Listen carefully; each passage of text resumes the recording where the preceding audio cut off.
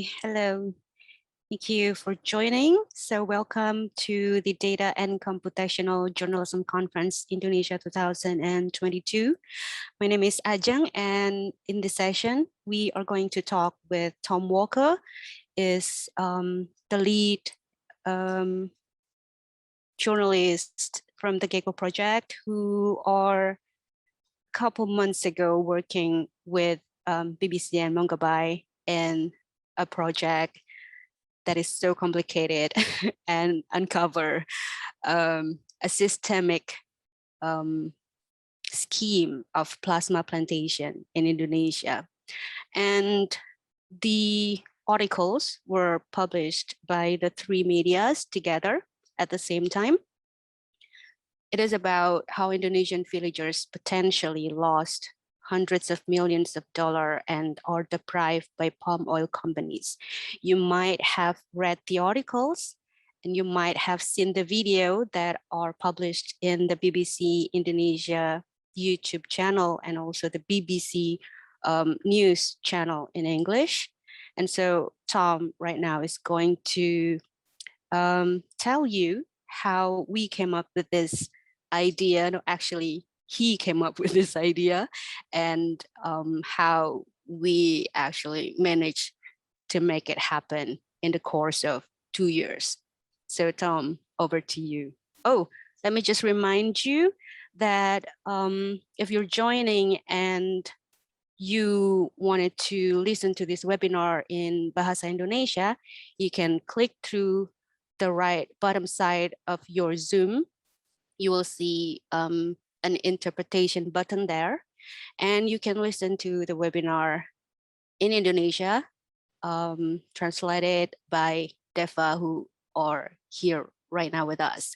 You can also put your question in the Q&A box, and we will have another session later for the question and answer, and Tom will answer your questions. So Tom, over to you. Thanks very much, Ajeng. Hello, everyone. So yeah, my name's Tom, and I'm a researcher for the Gecko Project. The Gecko Project is a non-profit investigative journalism organization, and we focus on corruption, climate, rainforests, and rights. And so I'm just going to start the presentation now.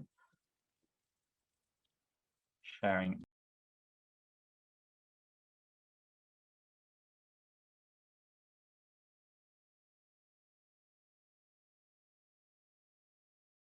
And so Ajeng described me as the lead journalist. I think it's very important to say that this was a collaboration between lots of people, and I should not be seen as the lead journalist. There were 26 different people working on this project over a long time. So I'm going to talk about it, but there will be others who also know a lot more about this as well. So to start with, why did we look at this problem to begin with? As the Gecko Project in particular, we had found in our reporting over the years a lot of complaints from communities about plasma smallholder schemes, which palm oil companies had promised to provide or were legally obligated to provide to them. But we didn't always understand the full scope of the issue. So we were talking to people and we were hearing a lot of these problems. NGOs were also raising questions and writing reports about this issue. And we heard a lot of government officials making statements that there were problems with plasma.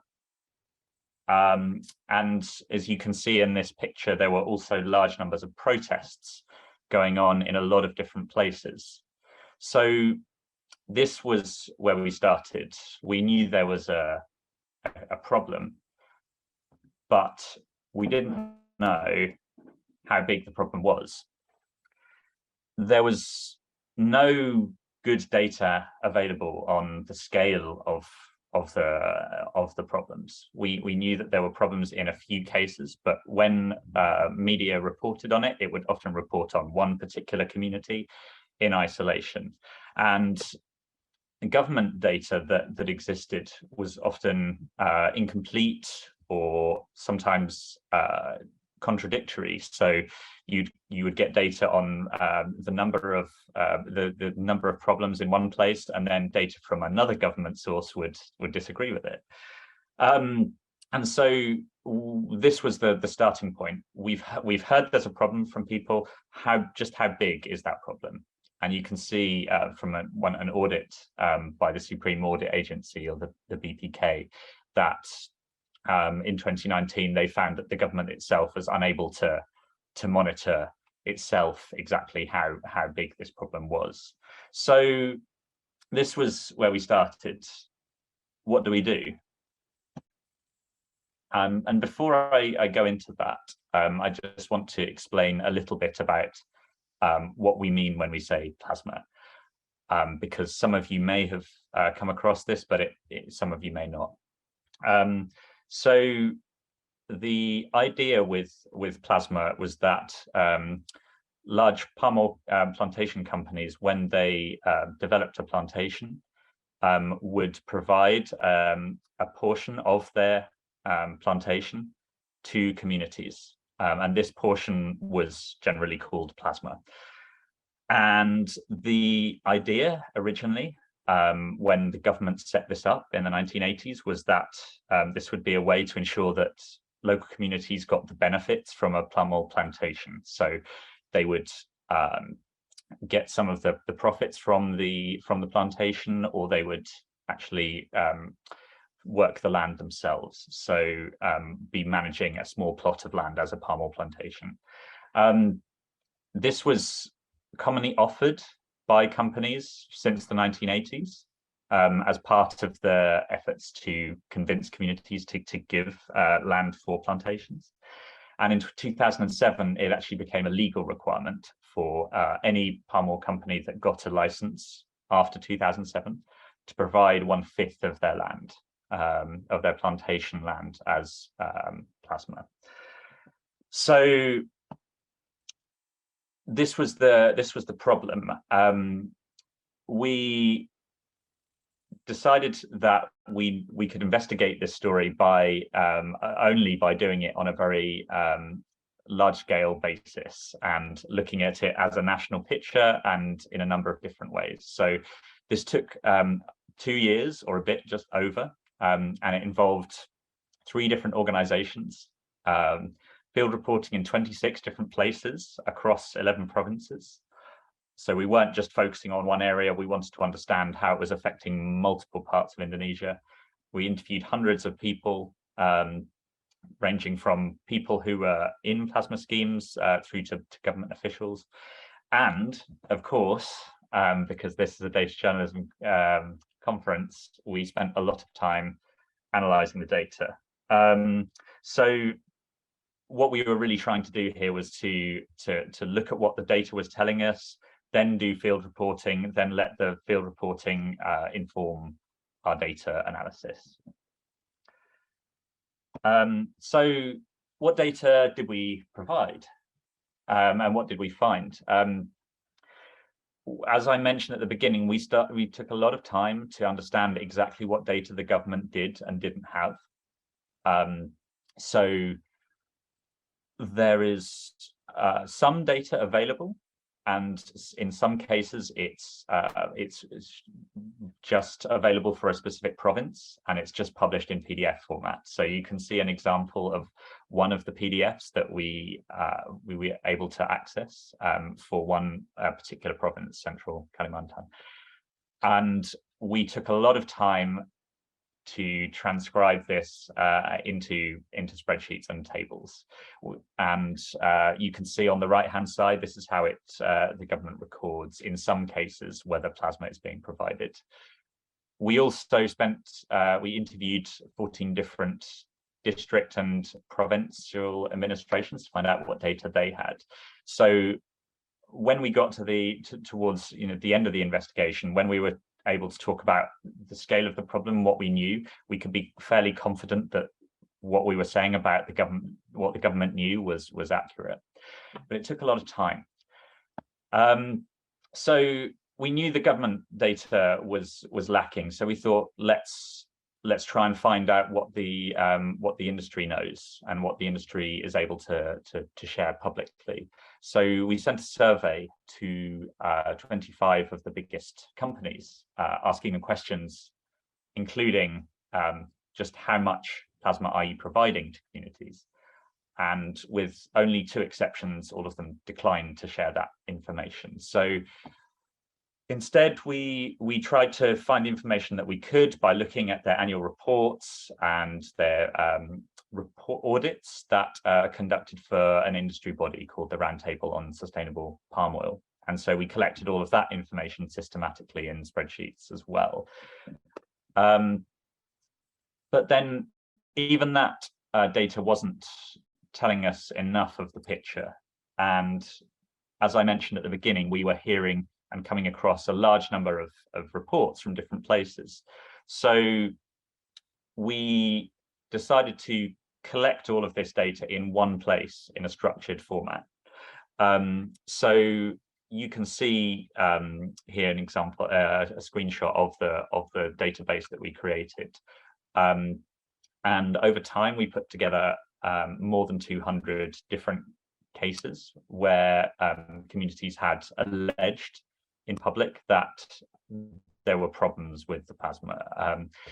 And obviously, in these cases, they were allegations, simply allegations. And so we, in about 50 of those cases, we then did in-depth desk research on them to find out what we could say and how confident we could be in that there was actually a problem. So this database, as I'll explain later on, was really useful for putting together the rest of the investigation.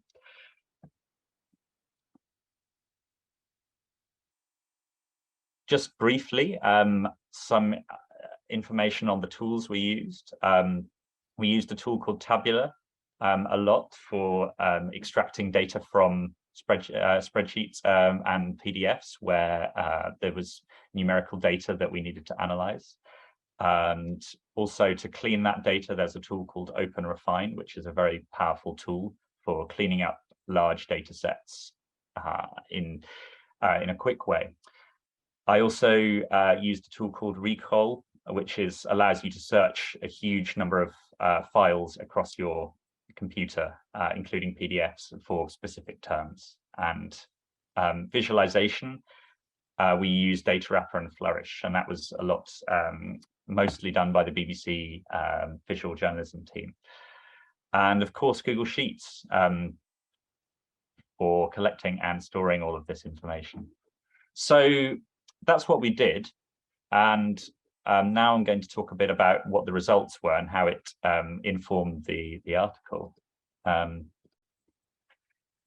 So first off, we knew that we needed to do field reporting. So we wanted to find out where we should start. And so we went to our database of open source information and looked for areas that were particularly facing particularly large numbers of problems, or particularly particular cases that seemed important to report on. So that was how we chose a lot of our 26 cases where we did field reporting, including 2 that we did particularly extensive reporting on with the BBC, and that were one of the main parts of our article. So that was really useful. And the analysis also allowed us to analyze the area of plasma that companies were legally obliged to provide, but had not provided. So essentially, they weren't complying with the law. And on that basis, we were able to calculate the profits that communities in those areas should have been receiving if they had been provided with plasma.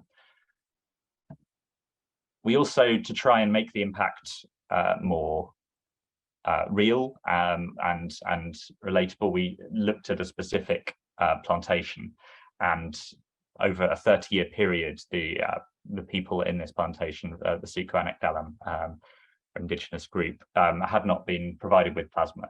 And so we were able to calculate that they would have received, to estimate that they would have received around $30 million. So we were also able to use this data to put together different infographics to illustrate that this problem was occurring across the country, and it had been occurring over a long period of time. So if you can see on the left, when we were putting this data together, we thought, let's just track if there's a protest. Well, we didn't know exactly what we were going to do with it. The BBC were able to turn this into a graphic that showed the fact that protests were occurring every year, at least one a month, over a 10-year period. And you can see on the right some other charts and graphics that we were able to put together using this. And another piece of the puzzle was that the companies that were allegedly not providing plasma were often part of the supply chains that sell to major consumer goods companies like Kellogg's or Johnson & Johnson. And so we were able to use the public mill lists that these companies produce, where they say we bought palm oil from these mills. We were able to trace those supply chain links from the mill through to the company, and then put together graphics showing the links of this problem to other major products that people reading the article might be aware of.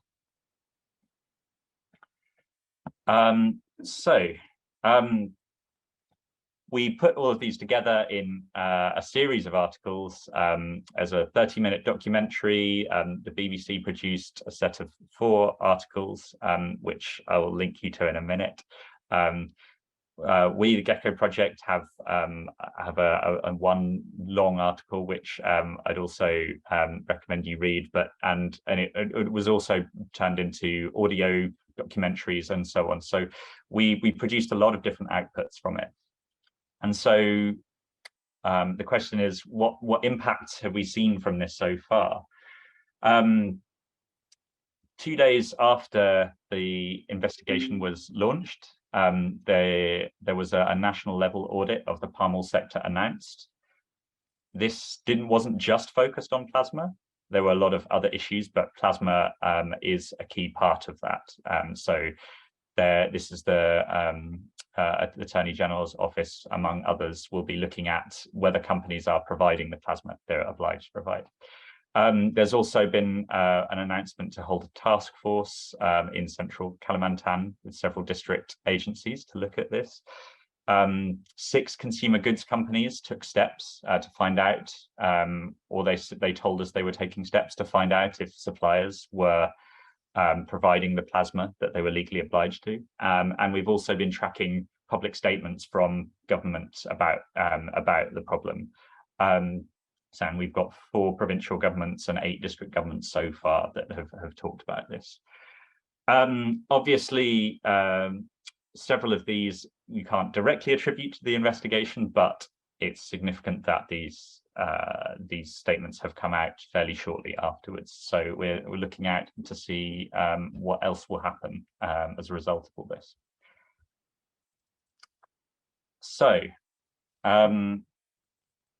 it's important to mention as well that for many communities, even though these impacts are going on and there might be audits and commitments from government, there are still many communities who have not received the plasma that they are legally entitled to or that they were promised.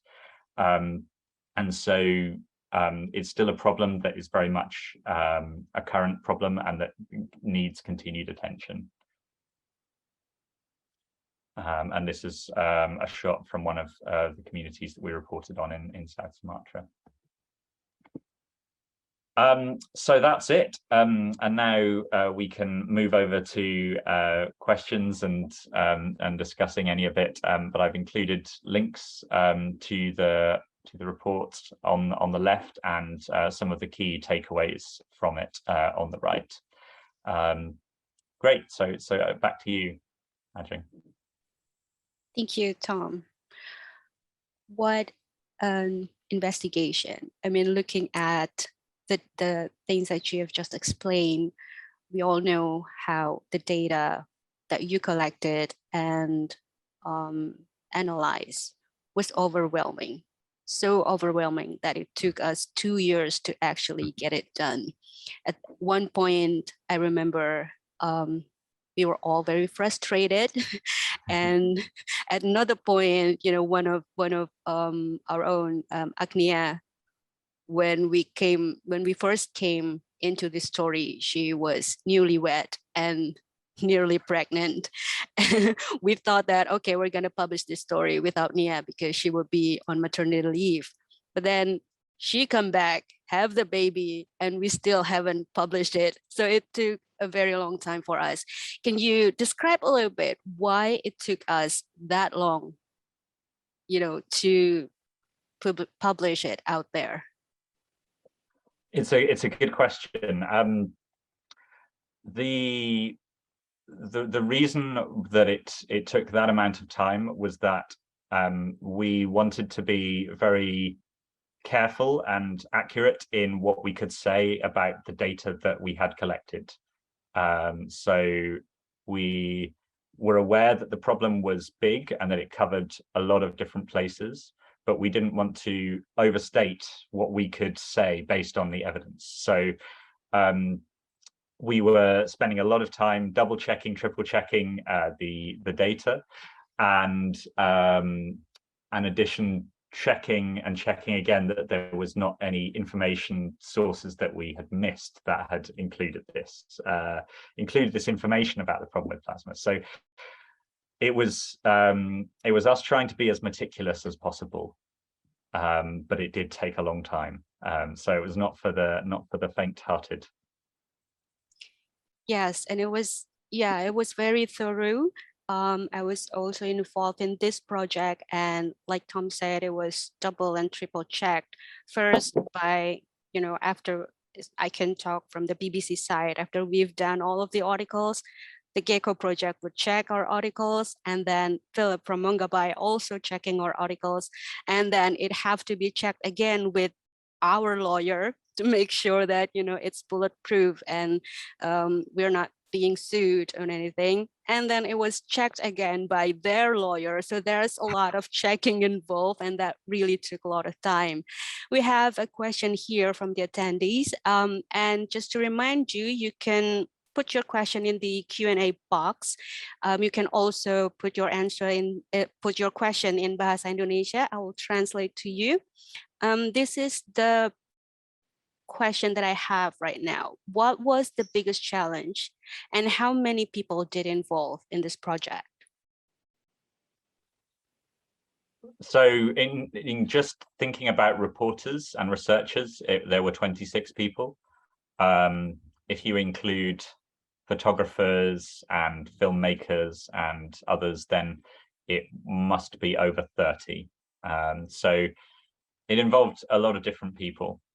I think the biggest challenge was to try to understand when the data that we had from different sources was not agreeing with each other. How do we turn that into an article? How do we come out with a clear picture for the reader? So, for example, if you look at the annual reports of that companies produce, they state that essentially they are all complying with the law and that there are no problems. But the government data says there are large numbers of companies that are not complying with the law.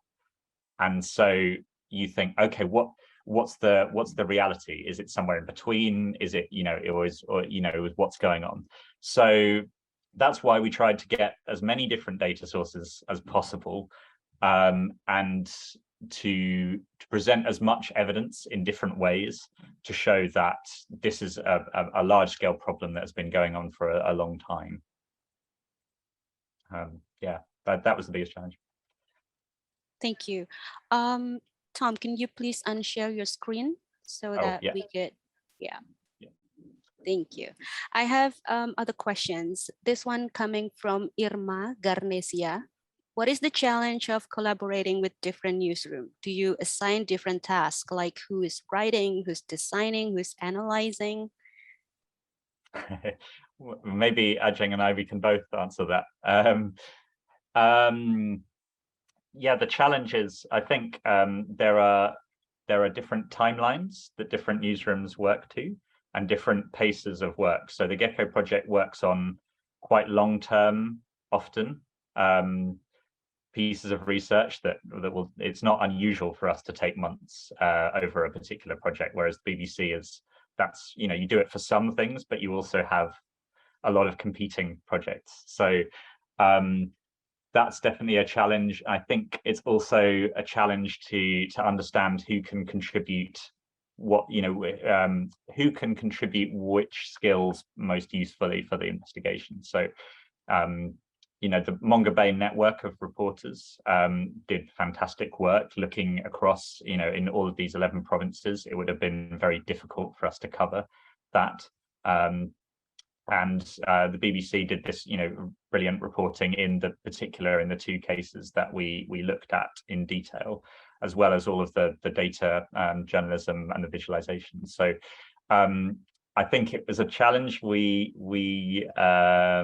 succeeded in, but in trying to work out who had the time and who had the skills to look at particular tasks. Yeah, what do you think, Ajeng? Yeah, I think because different newsroom, eventually they have their own strength. Like Tom said, the Gecko Project was really, really outstanding in their data and analysis. Mongabay really knows this issue. I mean, Philip was very, very great on understanding the matters. And BBC, you know, what we do best, I think, is to present all of this data into something more relatable, you know, like looking at the stories of the people that is actually impacted by this issue. So I think we have like different strength, and with this collaboration, we can bring up, you know, the best on each newsroom together. What's crazy is the time, of course, like Tom said, like all of our schedule just collapsing onto each other. And I think before you actually come and pitch us the story, it happened in November 2021.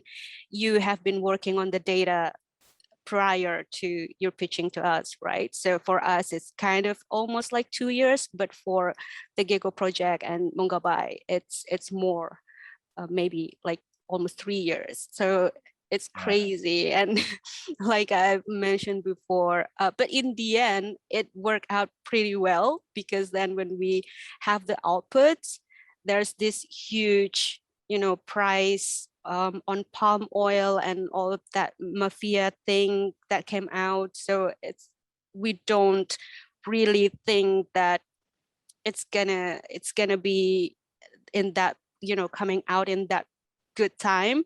But then it kind of fell really perfectly, right? The puzzle piece just okay, so I have other question on the tab. This is from the anonymous attendee. Hi, Tom Walker. I want to know how the team could keep focus with the main target and deliver it with a very good storytelling that become easy to digest, yet full of information, while the data and the findings themselves were so huge and overwhelming. Was it overwhelming for you, Tom? I don't think it is, right? It is for me and for us. I don't know if it is for you. No, it was overwhelming, definitely. And because it's, you know, it's a huge country, it's a very complex industry. There are lots of different dynamics going on. And I think often when we talk to people, they would say, we would hear this argument, oh, it's complicated.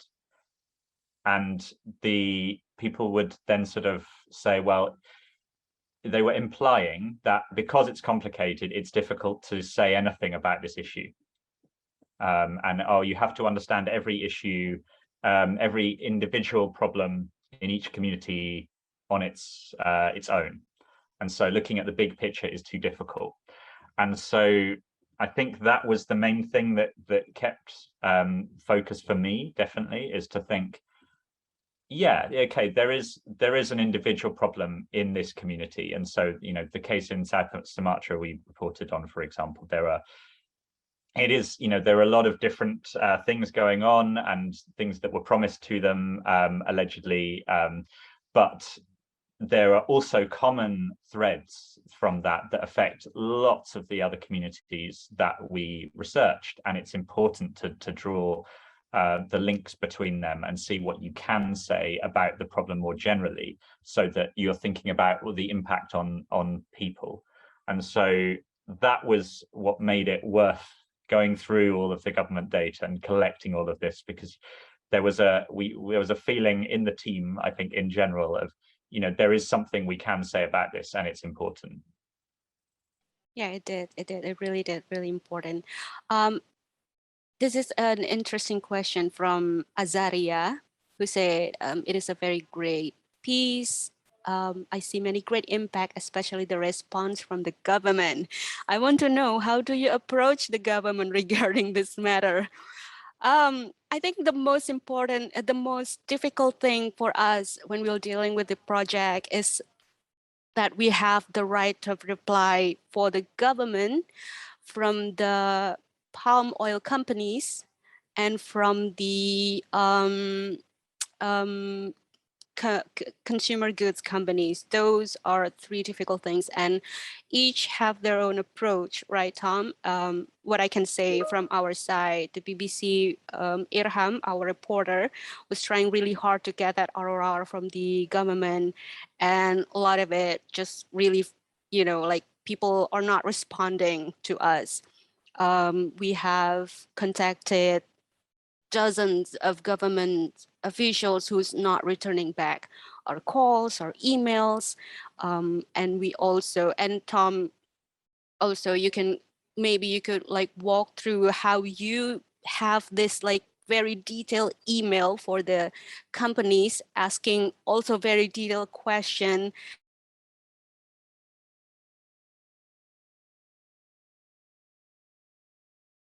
You sort that through.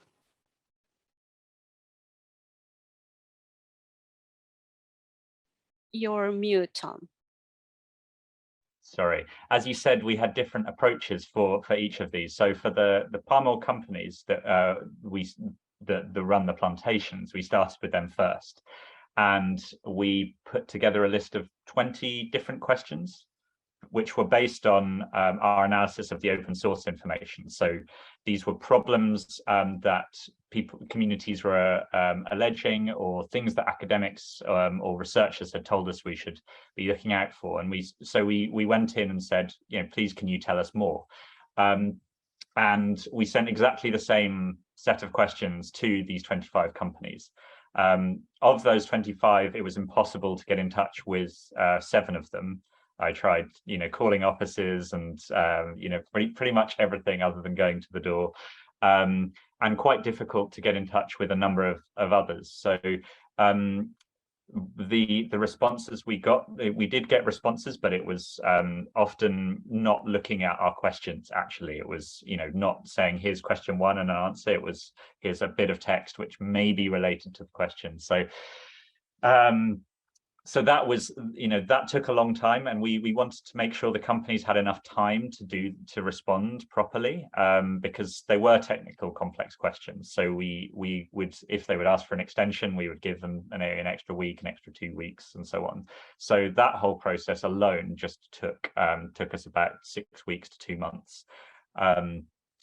Then for the consumer goods companies, we had a whole set of questions that was based on our analysis of the supply chain data.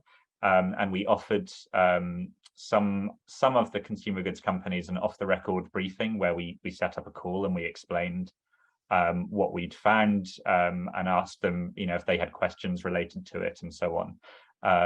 And we were hoping in some ways that they would give an interview, but we weren't able to arrange any interviews for that. So we had some success with contacting district plantation agencies, which took a lot of effort and a lot of phone calls, but we managed to speak to, I think, 14 different agriculture agencies, which I don't think is done very often for a sort of national level piece, because a lot of the decisions are made at the district level.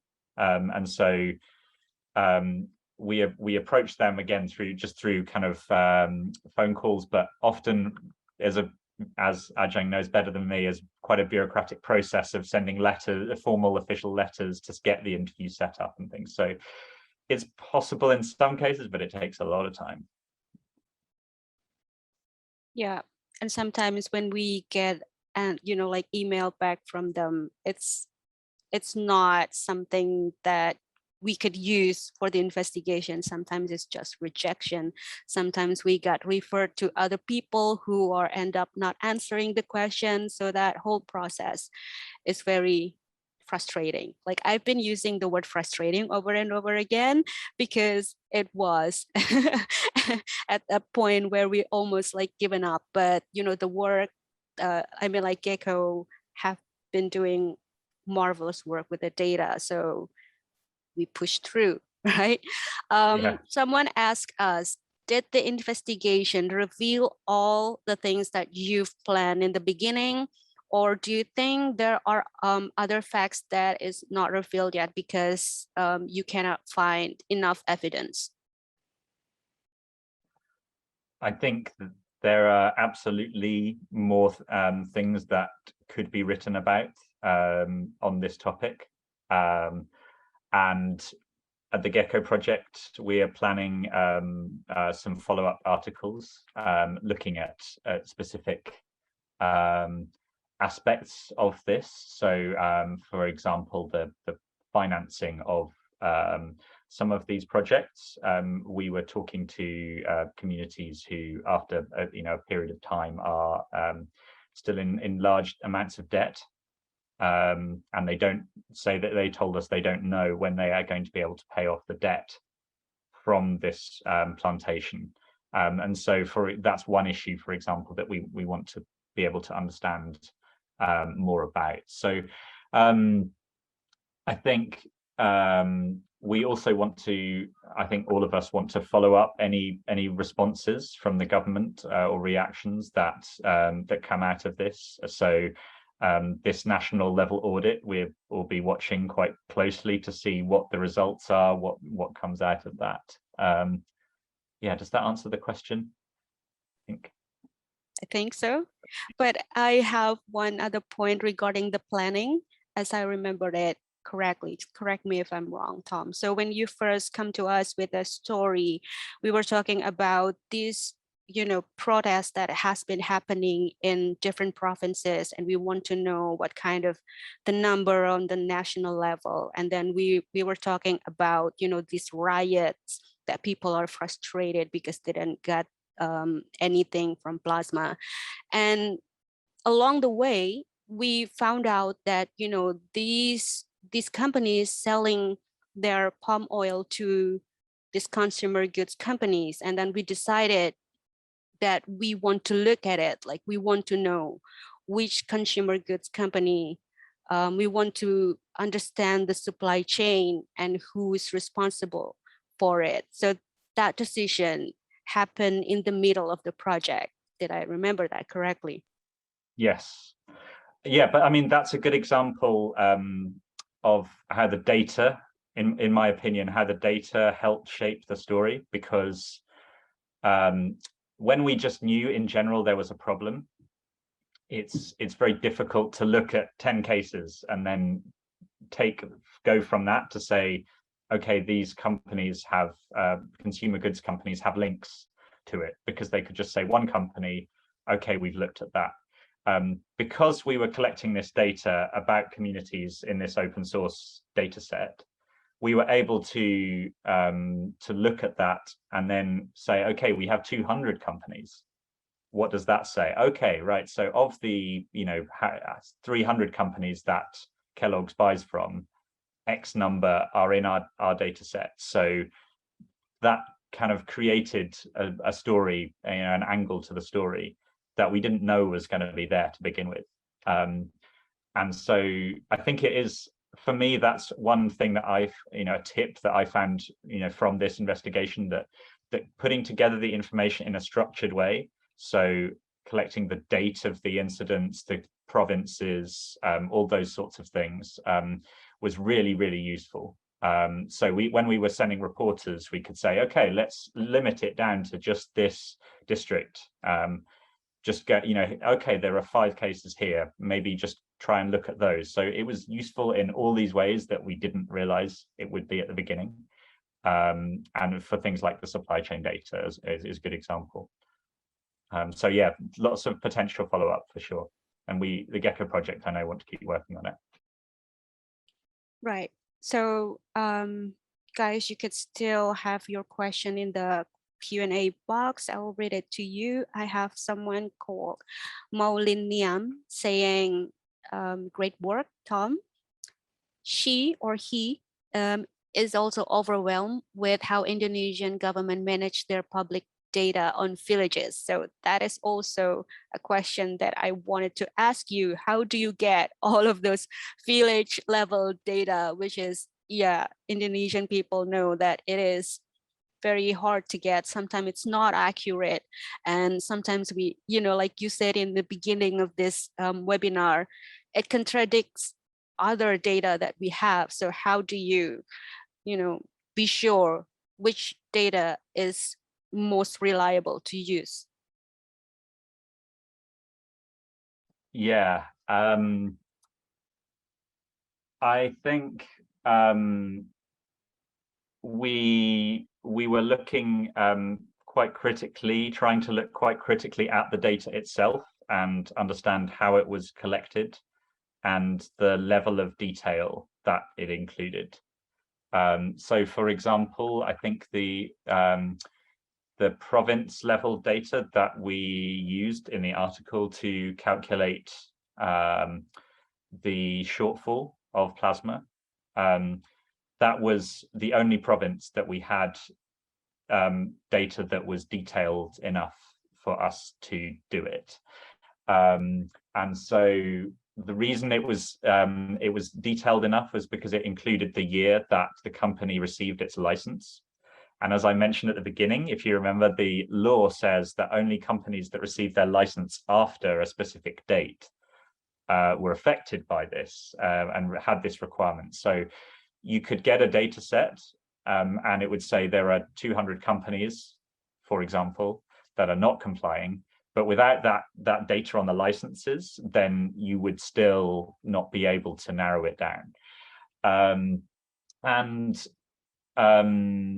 So that was the first thing. And then we tried to cross-check our data as much as possible with other data sets. So if we saw that there were big differences, we tried to compare and understand why. And then the final thing was that when we were talking to all of these district plantation agencies, we were also asking them for data. So we had national level data, we had province level data, and we had, in some cases, district level data. And so we tried to compare all of those and look across. But I think if you read the article, you'll see, or the articles, you'll see that we couldn't be sure in any of these cases that any of these were 100% accurate because of these problems. And because when we talked to the government, they said, yeah, there are big problems with this data. We don't know.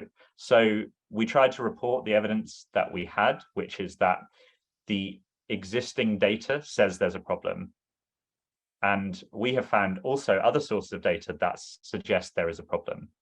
And there are these people who say there's a problem. And so the combined weight of all of these different sources with individual stories we tried to use to make the case.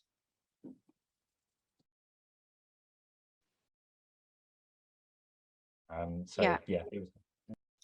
Yeah, I guess that's one of the reason why our conversation with the lawyer and editorial policies, especially from the from our side, the BBC side, has been very, very I wouldn't say difficult, but it was very nerve-wracking, because like any other media, we want that headline to be, you know, like these villagers, they lost these numbers, like that strong numbers that we could, you know, that could punch. But then what we actually have, and the data tell us, it is a potential loss. We are sure there are loss that big, but we won't say definitive, right? Is that what you mean, Tom? Yeah, exactly. And I think one of the big things for me that came out of this investigation is that there is a real need for transparency, particularly from companies, about the area of plasma that they are providing and how they are providing it. Because if that information was public, it would be very helpful for communities, for society in general. When we contacted companies and asked them to provide it, the first round, they said they declined or they ignored the question. Then we sent a second round of questions where we asked the question again and said, please, could you tell us why? And in most cases, they declined to do so, or they said it was sensitive information without explaining why. I think one company said it was against the law for them to share it. And we said, oh, that's interesting. Can you tell us which laws? And they weren't, you know, they didn't respond. So I think, yeah, there's the transparency on what is being done would really, to complement the government data, and for that government data to be improved, would really help this situation. Yes, so yeah, well, I remember one day we have this letter from GAPKI, the palm oil business organization, saying that, hey, you know, we understand that you've been sending emails to palm oil companies, and they object to some of the question that you have there, and so basically they said, please stop asking those questions. And that is that worrying for you when we got that letter from GAPKI? I personally wasn't worried, because some of the companies did still answer our letters individually, and we did have a short interview with GAPKI themselves, so they did agree to that. So yeah, it didn't worry me particularly, and I thought the questions were, you know, they were detailed, but we produced when we didn't get a response to all of them, we produced a set of 5 or 6 questions that we said, okay, maybe this is too much information for you to provide, and it takes too much time. Maybe you can answer these set of questions. So no, it wasn't worrying, but I think it's important that, you know, these questions should, you know, there shouldn't be any obstacles on being able to ask these questions, or explaining why it's difficult to provide that information. Yeah. Okay, so there's a question: if local journalists want to start such investigation, maybe not the same topic, but in general, like a systemic, you know, with lots and lots of data, where do we start?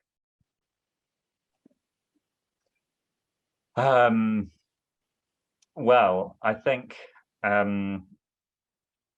it's important at the beginning to try to be systematic in how you collect the data that you're going to use, because later on, when you're showing that, if you're looking at a local issue and you might want to explain it to someone else, it really helps, I think, if you can say, here's this issue, and here's how I can explain this data to you in a way that you don't need to know the local specific context very well. So I think our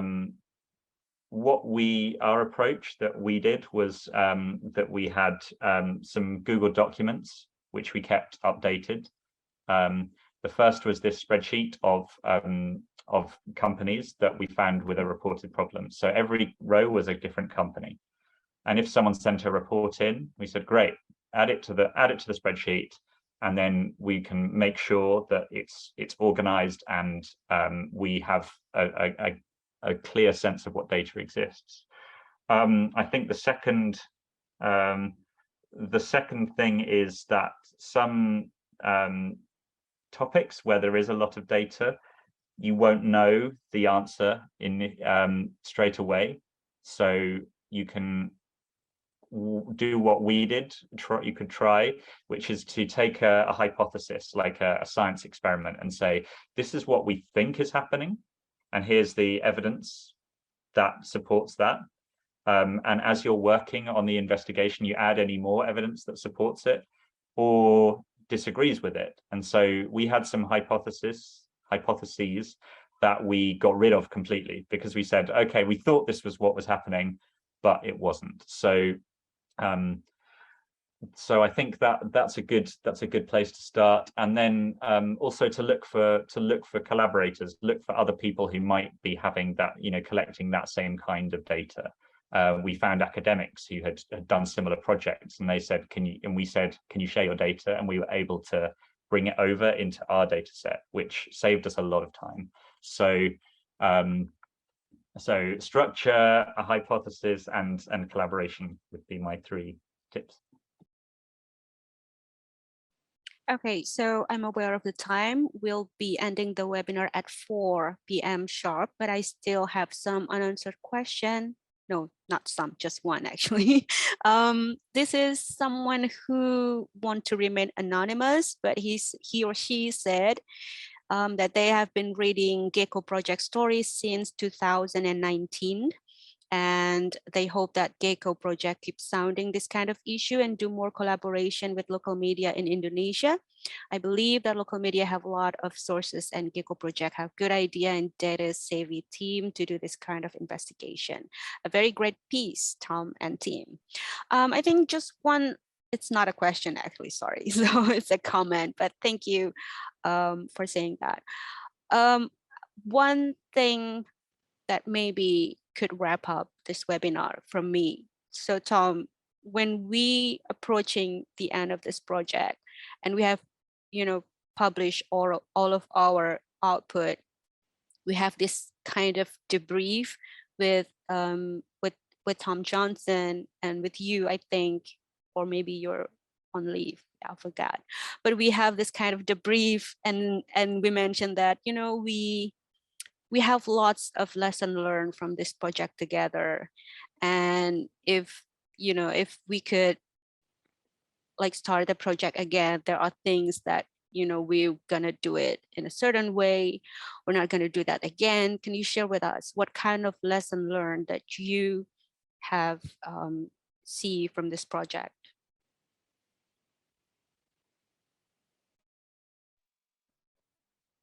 I think that the lesson that we learned and why things took as partly why things took as long as they took was that